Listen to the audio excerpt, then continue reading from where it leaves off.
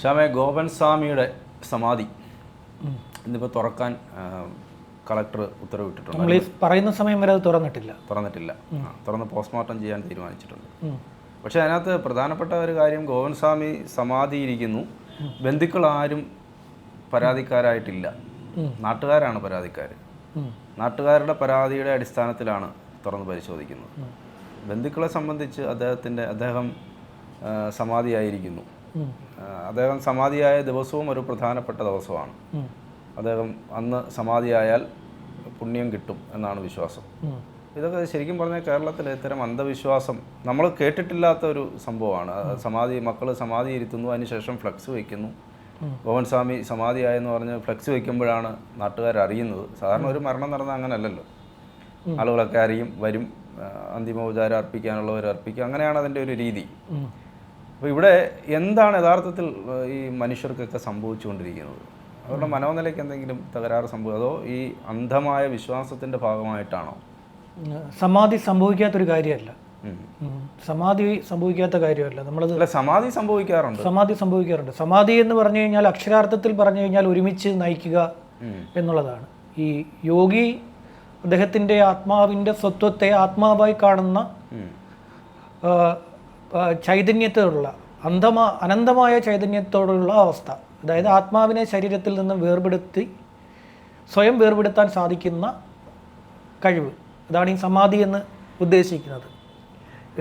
ഇത് എല്ലാ വിഭാഗത്തിലും നടന്നിട്ടുണ്ട്. സമാധി എന്ന് പറയുന്നത് ക്രൈസ്തവ വിഭാഗത്തിലും നടന്നിട്ടുണ്ട്.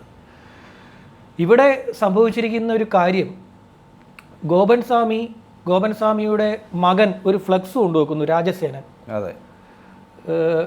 ഈ കാവുളാകം ക്ഷേത്രത്തിൻ്റെ അടുത്ത്, ഇത് കൈലാസനാഥ ക്ഷേത്രമാണ്. അപ്പോൾ അവിടുത്തെ ഇദ്ദേഹം മുൻപ് ആ ഭാഗത്തെ ഒരു ചുമട്ടുതൊഴിലാളിയായിരുന്നു ഈ ഗോപൻ സ്വാമി. ഒരു ചുമട്ടുതൊഴിലാളിയായിരുന്നു. പിന്നീട് മണിയൻ എന്ന പേരിൽ അറിയപ്പെട്ടിരുന്ന ഒരു ചുമട്ടുതൊഴിലാളി. ആ ചുമട്ടുതൊഴിലാളി പിന്നീട് ഈ ക്ഷേത്രത്തിൻ്റെ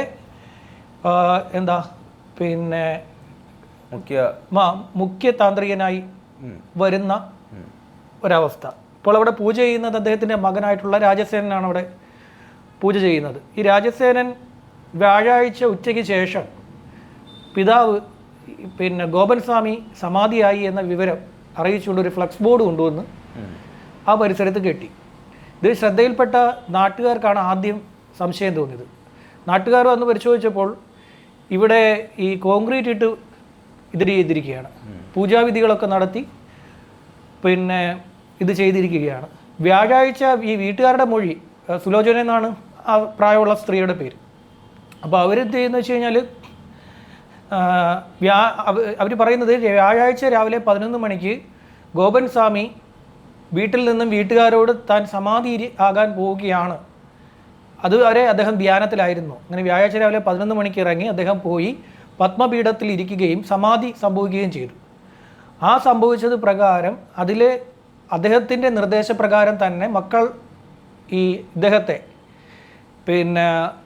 ആ പത്മപീഠത്തിന് അകത്ത് തന്നെ ഇരുത്തി അവിടെ കുഴിച്ചിട്ട് കോൺക്രീറ്റ് ഇട്ടു എന്നുള്ളതാണ് ഇവരുടെ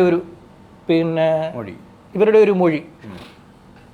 അപ്പോൾ ഈ കഥയാണിപ്പോൾ നാട്ടുകാർക്ക് വലിയ സംശയമാണ്. വളരെ കാര്യം അന്തർമുഖരായിട്ടുള്ള കുറേ പേരാണ് ഇവരെന്നാണ് നാട്ടുകാരുടെ ഒരു പലയിടങ്ങളിലും അങ്ങനെ നാട്ടുകാരുടെ. അതായത് ഈ ക്ഷേത്രത്തിലേക്ക് സ്ത്രീകൾ വരികയാണെങ്കിൽ ബ്ലൗസും നേരിയതും ഉടുത്തിരിക്കണം, പുരുഷന്മാർ പാൻ്റ് ഇടാൻ പാടില്ല. ഇതൊക്കെയാണ് ക്ഷേത്രത്തിലെ വിശ്വാസം എന്നാണ് നാട്ടുകാർ പറയുന്നത്. ഗോപൻ സ്വാമിയെ സമാധിയാക്കാനുള്ള ഇവരുടെ ഉദ്ദേശം ഈ ക്ഷേത്രത്തിന് കൂടുതൽ ഒരു പ്രാമുഖ്യം ലഭിക്കും, കൂടുതൽ ആളുകൾ ഇതൊക്കെ കേട്ടറിഞ്ഞ് ഈ ക്ഷേത്രത്തിലേക്ക് തേടി വരും. അതായത് വിശ്വാസത്തെ ഒരു കച്ചവടമാക്കി മാറ്റാനുള്ള ഉദ്ദേശം അവിടെ നടന്നിട്ടുണ്ട് എന്നാണ് നാട്ടുകാരുടെ പ്രധാനപ്പെട്ട ഒരാരോപണം. അപ്പോൾ നാട്ടുകാരൊക്കെ പറയുന്നുണ്ട് ഇവർ പിതാവിനെ തല്ലിക്കൊന്ന് കുഴിച്ചിട്ടു, എന്നിട്ട് കോൺക്രീറ്റ് ഇട്ട് വെച്ചിരിക്കുകയാണെന്നാണ് പറഞ്ഞിരിക്കുന്നത്. അങ്ങനെ ചിന്തിക്കും നാട്ടുകാർ, സ്വാഭാവികമായിട്ടും ചിന്തിക്കും. നാട്ടുകാർ മാത്രമല്ല, ഈ വന്ന കാലത്ത് ഇതൊന്നും വിശ്വസിക്കുവാൻ ആരും തയ്യാറാകില്ല. ഹിമാലയത്തിലൊക്കെ പോയി തപസ്സിരിക്കുന്നവരുണ്ടെന്നേ. അല്ല, അത് വേറൊരു ഗണത്തിലല്ലേ നമ്മൾ അവരെ കാണുന്നത്. അതെ, ഗണത്തിൽ ഞാൻ പറഞ്ഞത് മനുഷ്യർക്ക് ശ്യാം ആദ്യം പറഞ്ഞത് ശരിയാണ്. ഹിമാലയത്തിലൊക്കെയുള്ള സ്വാമിമാർ അല്ലെങ്കിൽ സന്യാസിമാർ അവർ സർവ്വം തേച്ച് അവരെ ആഹാരം പോലും കഴിക്കാതെ താല്പര്യം ഇല്ലല്ലോ. ആഹാരം പോലും കഴിക്കാതെ അവർ ദിവസങ്ങളോളം ധ്യാനത്തിലിരിക്കാറുണ്ടെന്നൊക്കെയാണ്. അവരവരുടെ ശരീരത്തെ പോലും ശ്രദ്ധിക്കാറില്ല. അതെ, അങ്ങനെ ഇരിക്കുന്നവരുണ്ടെന്നാണ് കേട്ടിട്ടുള്ളത്. പക്ഷെ ഇതൊരു അന്ധവിശ്വാസത്തിന്റെ ലെവലിലേക്കാണ് എടുത്തിരിക്കുന്നത്. ഇപ്പൊ ഇതിൽ ഏതായാലും നമുക്കൊരു കഥ ഇക്കാര്യത്തിൽ മനസ്സിലാകുന്നൊരു സാധനം, കളക്ടർ ഇത് പൊളിക്കാൻ പറഞ്ഞു. പോലീസിനെ സംബന്ധിച്ചിടത്തോളം പോലീസിന് നേരിട്ട് ഒരാളുടെ കുഴിമാടം ചെന്ന് പൊളിക്കാൻ പറ്റില്ല. ഒന്നുകിൽ കോടതി ഉത്തരവ് വേണം, അല്ലെ കളക്ടർ ഉത്തരവ് നൽകണം. ഇപ്പോൾ കളക്ടറുടെ ഉത്തരവ് പ്രകാരം പിന്നെ സബ് കളക്ടറുടെ സാന്നിധ്യത്തിൽ RDOയുടെയും കൂടെ സാന്നിധ്യത്തിലാണ് ഇതിപ്പോൾ പൊളിക്കാൻ പോകുന്നത്. ഇദ്ദേഹത്തിൻ്റെ മകൻ പറയുന്നത് സമാധി ആയത് തന്നെയാണ് അച്ഛൻ്റെ പിന്നെ കല്ലറ, അച്ഛൻ്റെ ഈ പറയുന്ന സമാധി സ്ഥലം പൊളിച്ച് പരിശോധിക്കാൻ നിന്നാൽ ഞാൻ ആത്മഹത്യ ചെയ്യുമെന്നാണ് അദ്ദേഹത്തിൻ്റെ മകൻ വിളിച്ച് പറയുന്നത്. അങ്ങനെ അത്ര പേടിക്കേണ്ട കാര്യമുണ്ട്.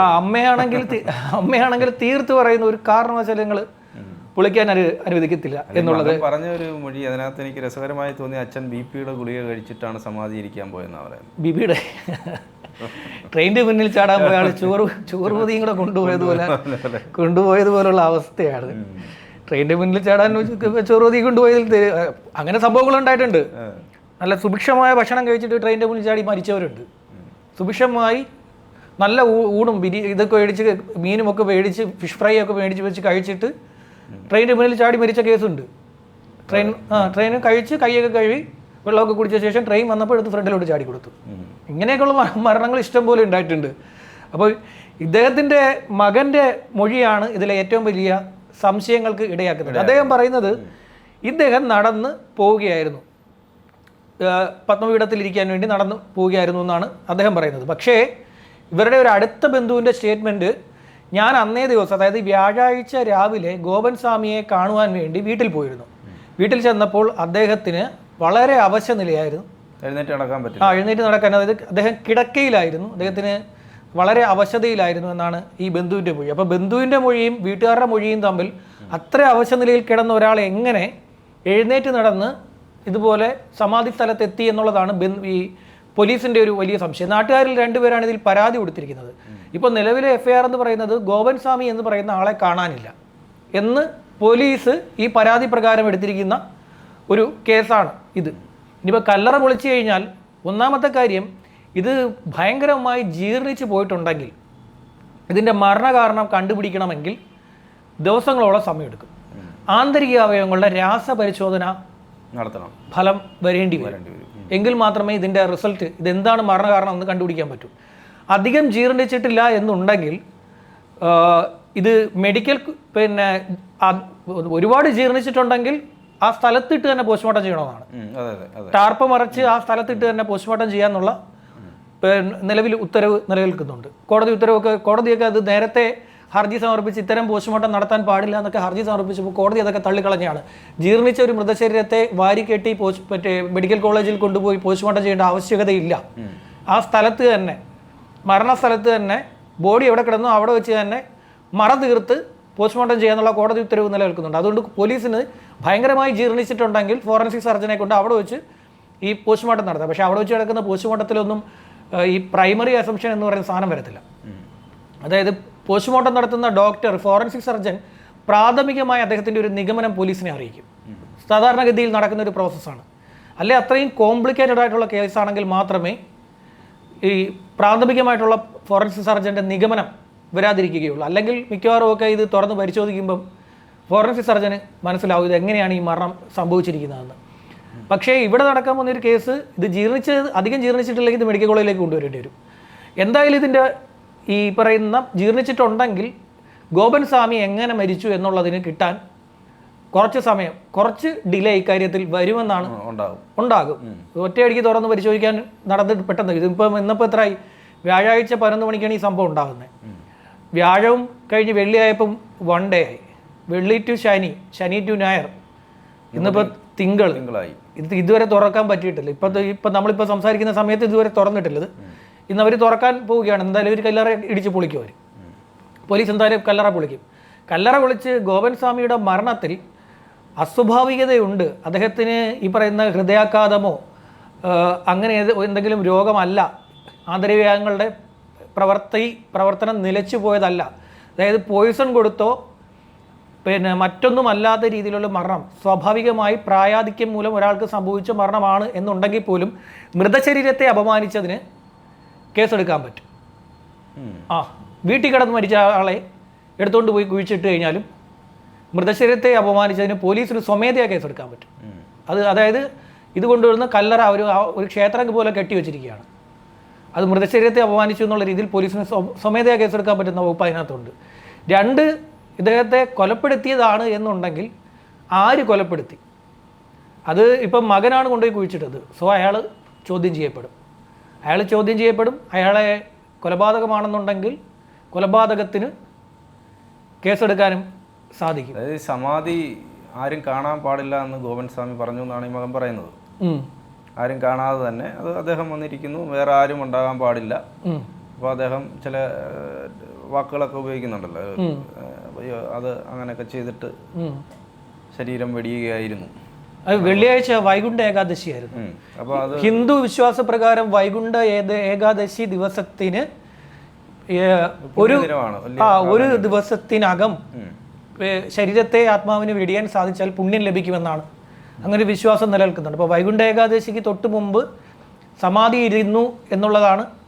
അപ്പോൾ പുണ്യം ലഭിക്കുമെന്നൊക്കെയുള്ള ഈ അന്ധമായിട്ടുള്ള ചിന്തയായിരിക്കാം ഗോവിന്ദസ്വാമിയെ കൊലപ്പെടുത്തിയതാണെങ്കിൽ അതായിരിക്കാം കാരണമെന്ന് പറയുന്നുണ്ട്. പിന്നെ ഞാൻ പറഞ്ഞ മറ്റൊരു കാര്യം, ഈ പറയുന്ന സമാധി എന്ന് പറയുന്നത് ലോകത്ത് സംഭവിക്കാത്ത ഒരു സാധനവുമാണ്. ചോദിക്കുന്നത് ഇനി അങ്ങനെയാണ് ഗോവിന്ദസ്വാമി യഥാർത്ഥത്തിൽ അങ്ങനെയാണ് സംഭവിച്ചിട്ടുണ്ടെങ്കിൽ ഇതോടുകൂടി അത് വേറൊരു തലത്തിലേക്ക് മാറത്തില്ലേ? ഗോവിന്ദസ്വാമി ഇവിടുത്തെ പ്രധാനപ്പെട്ട ഒരു ദൈവിക ഗണത്തിലേക്ക് മാറത്തില്ലേ? തീർച്ചയായും. സംശയം എന്താ?